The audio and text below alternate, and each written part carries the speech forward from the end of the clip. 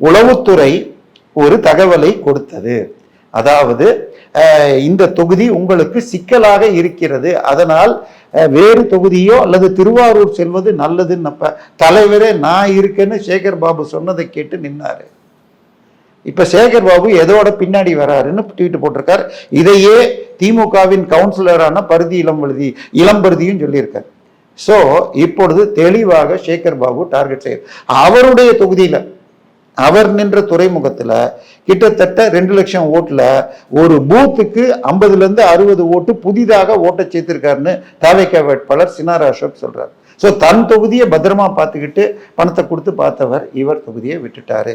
இப்ப அவரை பதவி நீக்கம் செய்யணும் அப்படின்னு ஒரு கோரிக்கைகள் ஓடிட்டு இருக்கு. இன்னொன்னும் ஓடுது, பேசாம அவரை ராஜினாமா பண்ணிட்டு அந்த இடத்துல, ஏன்னா துறைமுகத்தில் ஏற்கனவே திரு அன்பழகன் ஜெயிச்சிருக்கார், ஒரு முறை இவரும் கருணாநிதியும் ஜெயிச்சிருக்காருன்னு வருது. ஆனால் திமுகவில் பயம் வந்துச்சு, சென்னையில் நிற்கிறது ரிஸ்க்குன்னு.